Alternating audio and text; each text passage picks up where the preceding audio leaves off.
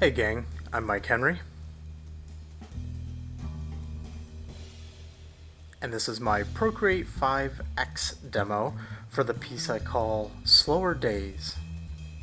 So it's been longer than I anticipated to do another video. Things have been extremely busy, but everything is good on my end. I hope everything is good on your end.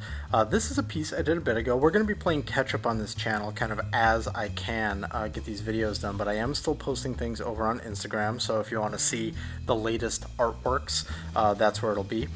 This one today is going to be a quick one that I did not that long ago. It was just kind of like a relax and do a drawing as opposed to worrying about all of the rendering and everything. Yeah, let's just go ahead and dive into how we got this look. So the video here, I've slowed it down quite a bit because since this is a simpler illustration, of course the time lapse is really fast. So I just slowed it down so that we could get it to like a healthier, I don't know, 5 minutes I think is what this video is going to come out at. But you'll also be able to see this sketch phase a little bit clearer. You could see that I did a couple of heads there that I just kind of wasn't feeling, and then I jumped into something like this, just doing some big loose shapes and trying to find a shape that I liked. A little bit more than trying to figure out exactly what my subject matter was going to be. And then as I was playing with it and just kind of following these curve patterns and everything, I settled on this like old dude. And I thought that it would be fun to take him all the way to finish and do this look and feel on the craft paper and all that kind of stuff. It was on the craft paper from the beginning, but I just thought that it would be fun to kind of work all these things together. So when I'm trying to do an illustration like this, the reason why I do it with this specific look and feel is because a long time ago I used to do a lot of sketching on craft paper with a ballpoint pen and a Colorase pencil and like an Elmer's paint pen. That was always just really fun, and so sometimes I like to go back and do that digitally.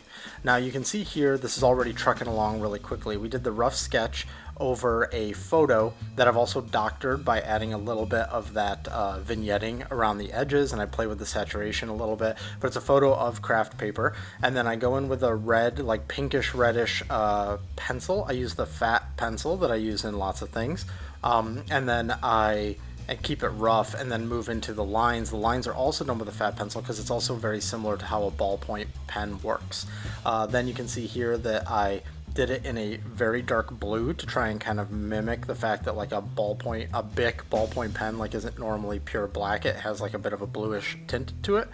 And then to try and like keep driving some of this natural medium vibe, I brought out some gray marker, quote unquote.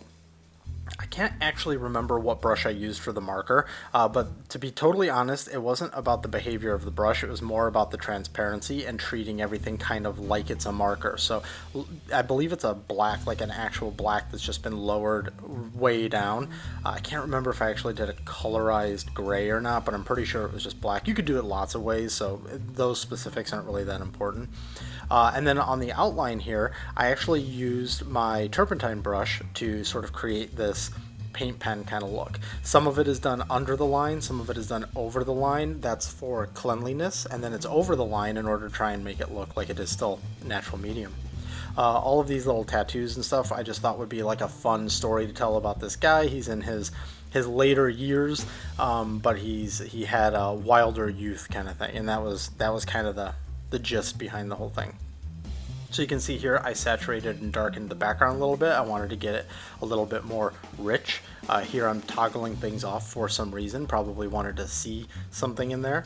And the background stuff, I was just like, hey, we could get some like kind of implied background here. It's kind of got like a little bit of a SoCal vibe, like he's just hanging out in the neighborhood.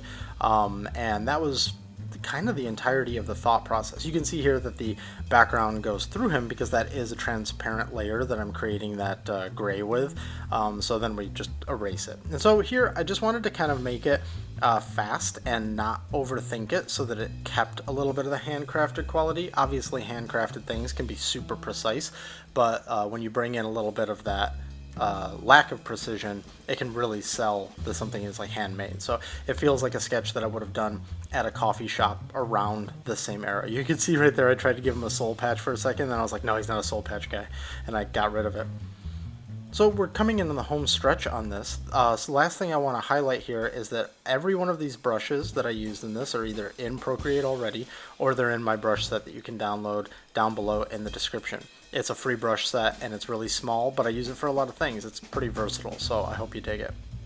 And right here is the final version of the image.